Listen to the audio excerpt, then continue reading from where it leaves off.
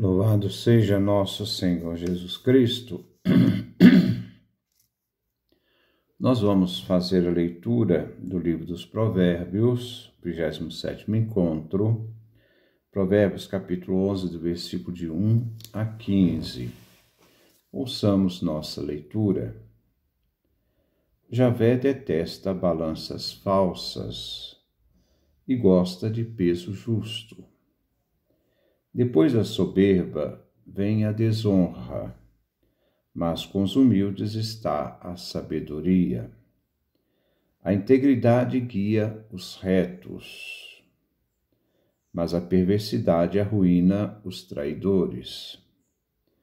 A riqueza é inútil no dia da ira, mas a justiça liberta da morte. A justiça aplana o caminho dos íntegros, mas o injusto cai por sua justiça. Mas o injusto cai por sua injustiça. A justiça salva os retos, mas os traidores são apanhados na própria cobiça. Quando o injusto morre, sua esperança desaparece, e a esperança nas riquezas também desaparece. O justo escapa do aperto, o injusto cai em lugar dele. O injusto arruína o próximo com a boca, mas os justos se salvam pelo conhecimento que possuem. A cidade festeja o triunfo dos justos e canta de alegria quando os injustos perecem. A cidade prospera com a bênção dos retos, mas se destrói pela boca dos injustos. Quem despreza o próximo não tem bom senso. O homem prudente guarda silêncio. Quem fala demais espalha segredos. O homem de confiança mantém a discrição. Sem licença o povo se arruína e com muitos conselhos se salva. Quem serve de fiador para o estrangeiro acaba se prejudicando. Quem evita compromissos permanece tranquilo. Este é o texto que nós vamos trabalhar hoje. Versículo 1. Javé detesta balanças falsas e gosta de peso justo. Uma questão de honestidade no campo das relações comerciais. Não se pode manipular a justiça. Se condena aqui a atitude fraudulenta. Vemos em Miqueias, capítulo 6, versículo 11, e a denúncia que ele faz. Como também em Amós, capítulo 8, versículo 5. Resistindo à tentação de enganar os outros com medidas falsas, se toma uma boa ação, porque não se aproveita para ganhar a vida em cima da necessidade do outro. O recusar a fazer o mal é realizar uma atitude ética de caráter moral. Aquele que observa a lei não engana ninguém, nem dele se aproveita. A boa medida, medida justa. Acaso devo desculpar balanças viciadas, sacolas cheias de pesos adulterados? Os ricos prosperam com a exploração, diz Miqueias capítulo 6, versículo 11 a 12. Quando vai passar o sábado para abrirmos o armazém, para diminuir as medidas, aumentar o peso e viciar a balança? Amós capítulo 8, versículo 5. Versículo 2. Depois da soberba vem a desonra, mas com os humildes está a sabedoria. Os profetas unem muitas vezes justiça, humildade e pobreza. Aqui se liga sabedoria à humildade, designando, porém, a humildade com um termo que só se encontra em Miqueias, capítulo 6, versículo 8. Homem, já foi explicado o que é bom e o que Javé exige de você. Praticar o direito, amar a misericórdia, caminhar humildemente com o seu Deus. Sobre a soberba se deve dizer: a honra do soberbo na desonra torna rápido. A soberba almoça com abundância, junta com a pobreza e ceia com a vergonha. O soberbo escolhe uma vida sem sabedoria e sem verdade, sem autenticidade. Daí resulta uma vida de desonra, de desgraça. Enquanto o humilde é sensível para aprender com os sábios e tem disposição para aprender no caminho da dignidade moral. Versículo 3. A integridade guia os retos, mas a perversidade arruína os traidores. A ruína não se refere exclusivamente à ruína material, mas implica sobretudo a ruína humana. O ser humano que é íntegro e sua vida encontra na sabedoria a retidão, a natureza de sua vida ajudará aqueles que são retos. A virtude por si só se transforma em recompensa, enquanto o vício se torna uma punição para fechar-se à sabedoria. Assim a perversidade naquele que não é sábio. Perde o senso de decência e sua vida, o exemplo, conduzirá também à ruína os traidores. Aqueles que traem a lei, e não obedecem a Javé são os traidores. Versículo 4. A riqueza é inútil no dia da ira, mas a justiça liberta da morte. No dia da ira divina não existe dinheiro que pode comprar Deus. Mas a justiça com a caridade liberta o ser humano da morte eterna. O dia da cólera corresponde também ao dia da morte, onde a riqueza não se sustenta, nem compra a vida. O dia da ira é o dia da prestação de contas, onde, um lado, uma vida de escolha conduziu à condenação ou morte, de outro lado, uma vida de escolha entre a justiça e a caridade. A justiça aplana o caminho dos íntegros, mas o injusto cai por sua injustiça. O contrário da morte é caminhar em terreno plano. A justiça praticada pelo justo, que vive na integridade, isto é, a Torá, os mandamentos, conduz a uma vida plana, sem tropeços. O injusto, que não se une à justiça, nem observa a Torá, isto é, os mandamentos, não é sábio, e ele cairá pela sua própria injustiça.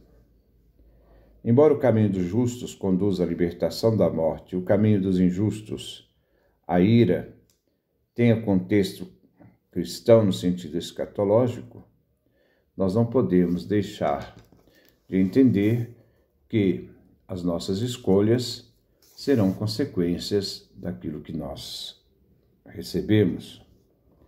Aqui se deve entender também no sentido existencial da vida vivida de forma justa e injusta, no contexto moral. Os íntegros são caracterizados pela sua firmeza e constância e serão mantidos no bom caminho, enquanto o justo encontra um caminho cheio de obstáculos, onde ele mesmo acaba caindo em seus próprios obstáculos, arapucas. O feitiço vira contra o feiticeiro. Versículo 6. A justiça salva os retos, mas os traidores são apanhados na própria cobiça. Os justos, na integridade da sua vida, andam em segurança e por isso são salvos, diante das adversidades que podem passar. A própria retidão dos justos se torna a sua própria natureza, a natureza de sua vida, enquanto os traidores vão, das suas realizações para o desastre. Versículo 7. Quando o injusto morre, sua esperança desaparece, e a esperança nas riquezas também desaparece. No livro da sabedoria aparece a fórmula na fé da imortalidade, que não se encontra em outros livros. Mas aqui o injusto, que não vive os mandamentos da sabedoria, não irá contar com uma lembrança bendita da sua vida vivida, nem poderá contar com uma descendência que dele um dia se lembre. Será esquecido pelos seus. Aqueles que confiaram em sua própria riqueza e poder não têm mais nenhuma esperança depois da morte. Seus filhos perdem as expectativas, pois nenhum bem lhes virá pelo mérito de seu pai. Versículo 8. O justo escapa do aperto, o injusto cai no lugar dele. Quando o injusto coloca em perigo o justo, colocando o honrado em perigo, ele mesmo terá sorte, caindo no lugar que tinha armado arapuca para o justo. Assim, diante das ameaças dos injustos, fazendo com que o justo viva angustiado enquanto o mal prospera. Cedo ou tarde as coisas mudarão. O mal se volta contra aquele que planejou o próprio mal. Versículo 9. O injusto arruína o próximo com a boca, mas os justos se salvam pelo conhecimento que possuem. O conhecimento é aquele que procura a sabedoria, com esforço a encontra. O justo não acredita em qualquer palavra, mas sabe que a sabedoria lhe pede discernimento, para que não se deixe enganar com a boca que maldosamente pode arruinar o próximo. Visto que a boca do justo é fonte de vida, porque tem conhecimento. A boca do mal provoca destruição e ruína. O injusto bajula e seduz o próximo com suas palavras enganadoras. Será destruído pela sua própria boca. Enquanto o justo, que conhece a lei Torá, tem conhecimentos, pois vem advertido pela sabedoria dos mandamentos contra tais bajuladores, cuja palavra não se deve fiar. Versículo 10. A cidade festeja o triunfo dos justos e canta de alegria quando os injustos perecem. A cidade, o âmbito social e político, se alegra quando termina o poder do injusto, que morre e cessa de fazer suas maldades. Assim, o uso da cidade dá um tom dramático ao poder de quem tem o poder, onde se faz presente a maldade pessoal. Os justos são benevolentes em suas relações sociais e trazem prosperidade e beneficiam a cidade, enquanto os injustos têm efeito destrutivo na cidade. Assim, a cidade sofre em razão do comportamento dos maus. Não há alegria onde o justo prospera e impõe seu poder. Versículo 11. A cidade prospera com a bênção dos retos, mas se destrói pela boca dos injustos. A prosperidade do ser humano é fruto da bênção divina. Aqui não se trata de bênção dada pelo justo, mas da bênção que o justo recebe de Deus.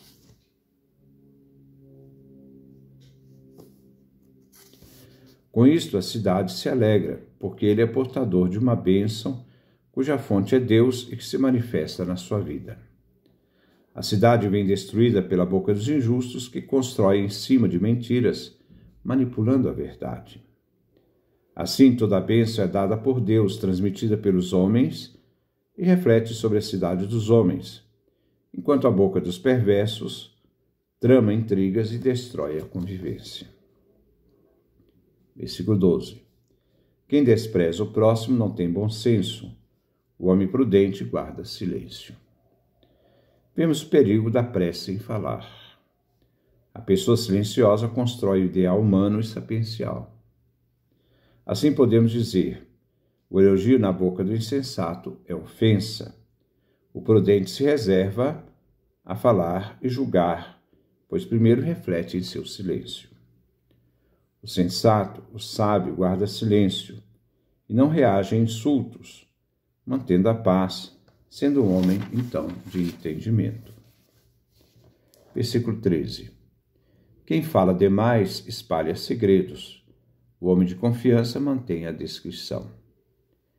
Devemos lembrar uma máxima: quando você revela teu segredo a teu amigo, sempre serás seu escravo. Por isso a sabedoria pede silêncio. Quem fala muito dá bom dia a cavalo. Quem conta segredos de alguém é mexeriqueiro, pois mesmo que sejam revelados a outros este segredo, que não estão envolvidos no assunto, as pessoas envolvidas acabarão, e que terão então conhecimento, do que se diz dela. O Talmud lembra: seu amigo tem um amigo e o amigo de seu amigo tem um amigo. A sabedoria ensina a ser discreto e não falar demais. Versículo 14. Sem liderança o povo se arruína e com muitos conselheiros se salva. No mundo político e o mundo perigoso, só o bom conselheiro político é capaz de salvar a comunidade. A função do sábio consiste em dar conselhos aos inexperientes. A política se refere aqui à arte de conduzir os negócios públicos, dentro do espírito da sabedoria. O líder deve agir com sabedoria e ser bem assessorado, com bom conselho, e que a vida social e política se conduz para o bom termo. Versículo 15. Quem serve de fiador para o estrangeiro acaba se prejudicando. Quem evita compromisso permanece tranquilo. Quem presta perde a paz. O que pede emprestado fica na mão do credor. Não se deve comprometer-se por um negócio com um estranho. Quando se trata de um amigo, é bom a ação ajudá-lo, mas mesmo assim, ser credor de um amigo, se pode perder a amizade. Não se deve fazer negócios com estranhos para não ser prejudicado. Melhor viver tranquilo, sem aborrecimentos. Essa é a nossa reflexão. Que Deus nos dê a sua graça, a sua bênção, sua face resplandeça sobre nós.